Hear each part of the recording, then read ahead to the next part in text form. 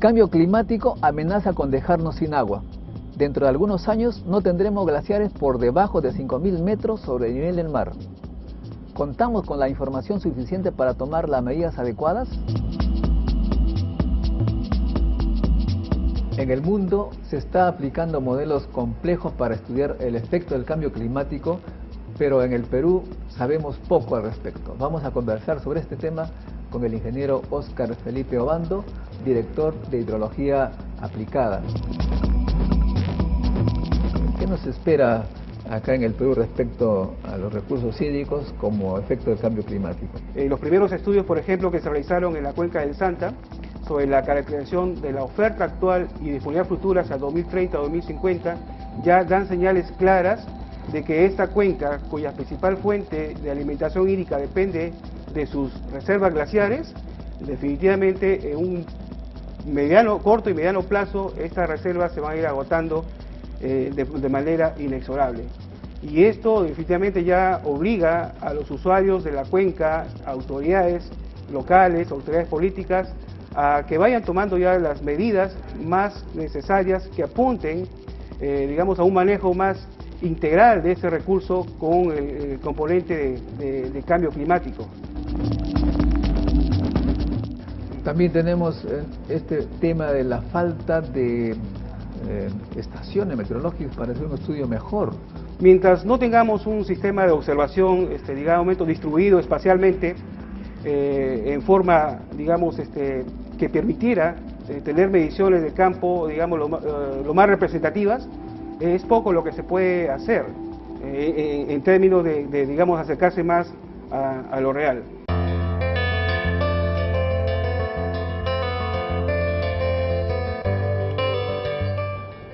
Doctor Ocondo, se dice pues que nuestro país va a ser el gran perdedor en este cambio climático. Ya hemos perdido la tercera parte de nuestros glaciares. ¿Hacia dónde vamos en este campo? En el Perú podemos mirar esto directamente con los glaciares, porque el glaciar va a tener una reacción al clima, frente del clima. Un glaciar funciona con ganancia cuando hay precipitaciones y pérdidas cuando hay fusión, y más que todo con la temperatura.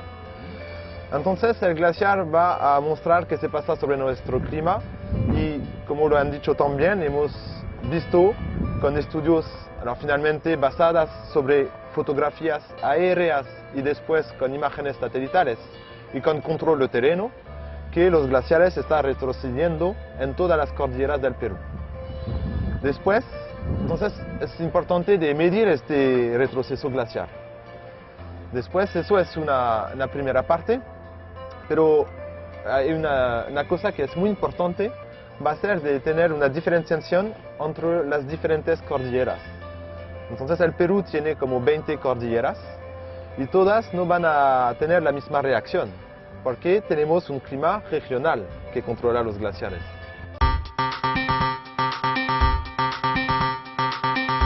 Ahora, esto básicamente es por efectos de las actividades humanas, ¿no? Algunos dudan, pero usted es categórico en decir... Categórico siempre es complicado para un científico ser categórico. Ahora, el efecto es debido a los gases invernaderos producidos por la quema de petróleo, carbón, gas, pero también hay otra causa, que es la deforestación que nosotros estamos haciendo en la selva. No hay lluvias por falta de árboles, por falta de material para evaporarse, y eso también va a disminuir las lluvias. Eso también, sí, exactamente. Podemos tener un impacto bastante directo si cortamos la selva o cortamos los árboles en las selvas grandes, porque sabemos que la selva amazónica es una fuente de agua importante. Hay mucha caída de agua, también hay un reciclaje muy importante. Y por ejemplo, las cordilleras que están al lado de la selva amazónica están alimentando por esta zona. Entonces la humedad proviene de la zona de la selva amazónica. Entonces cambiar este ciclo de manera continental podría afectar bastante el régimen de precipitación. Podría ser irreversible porque ya no tenemos árboles en un extremo, ya no habría lluvia y por lo tanto no habría nevados y finalmente terminaríamos con una selva un poco desértica. ¿Eso es lo que Esto no quiero decir que es lo que va a ocurrir. Bueno, pero teóricamente, si no hay árboles... Sí, no hay lluvia, y eso que es seguro es que entender el clima de esta manera continental debemos bien tomar todas las partes. Entonces hablamos de puntos así, de la selva, el impacto de la selva, de la importancia de la precipitación, etc. Pero realmente tener un esquema bien elaborado, bien seguro, es complicado. Y los modelizadores del clima no tienen un acuerdo sobre cuál podría ser la precipitación futura.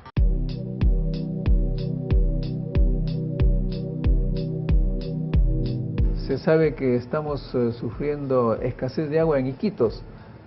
¿Cuál es la razón, cuál es la causa científica de ese problema? La información que maneja el CENAMI en la estación hidrológica de Nabu, Perú, data de 1970. Durante este periodo, los últimos días de septiembre, se han registrado los niveles más bajos en todo este récord. Y eso definitivamente nos está alertando, nos está preocupando. ¿Por qué? Porque están cambiando realmente los patrones hidrológicos en el país. Y esto definitivamente tiene impactos sobre todo en el abastecimiento poblacional de la ciudad de Iquitos, que ya está sintiendo, digamos, los estragos de esta deficiencia. Asimismo, el transporte fluvial, ¿no? Prueba de ello que hace 2 semanas una comisión de campo que fue a hacer campaña de aforos en los grandes ríos como el Ucayali y el Urubamba, que normalmente esto se hace desde embarcaciones, y curiosamente estaban tan bajos los niveles de agua que se han podido cruzar, digamos, a pie para hacer las mediciones hidrológicas. O sea, esto, aunque parezca una ironía, estamos ya sintiendo, digamos, los estragos de esta variabilidad, y por qué no decirlo, ¿no? Que tiene que ver con el cambio climático.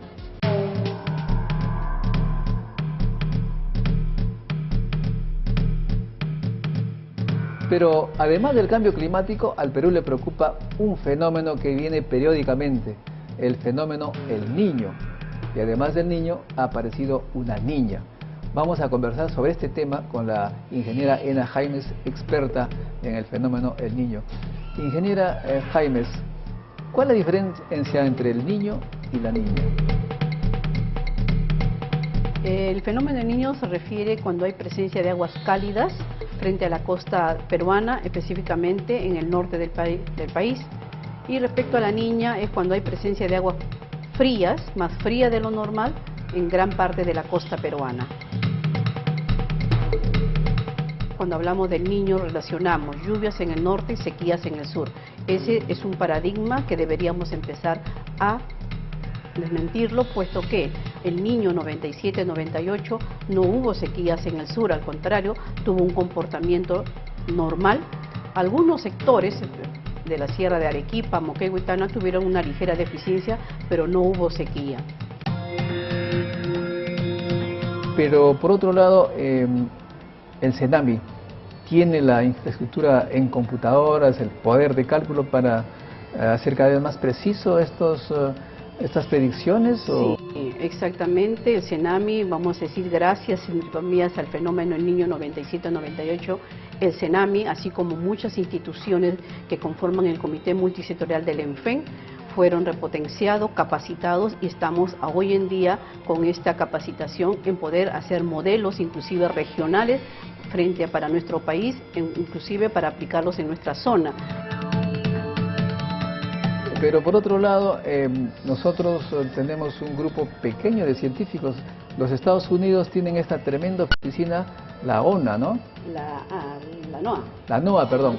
Tenemos la NOAA, que tiene miles de científicos e ingenieros. ¿Cómo ustedes con tan pocos científicos se atreven a hacer predicciones, por así decirlo? Bueno, el detalle está en que en América, ese es un problema en América Latina, en que muy poco todavía se tiene en consideración al meteorólogo, al especialista, porque previamente no trabajan con el clima, muy aparte cuando ya les golpea recién se empiezan a preocupar. Sin embargo, hoy en día, a raíz de lo del cambio climático, ya no solamente se ve al meteorólogo, sino también la participación de otras disciplinas. Por ejemplo, es muy importante del trabajar ya sea con un químico, con un sociólogo, de todas las disciplinas en forma conjunta para hablar de lo que es cambio climático.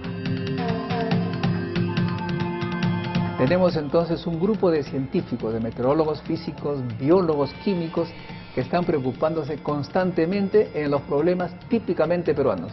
El cambio climático es un fenómeno global, afecta al mundo entero, pero los peruanos tenemos un problema adicional, el niño, y además una niña que debe ser estudiada y sigue siendo estudiada en el CENAMI, donde los científicos trabajan día y noche para tener una mejor información, tener agua donde debe haber y tomar las precauciones cuando no lo es.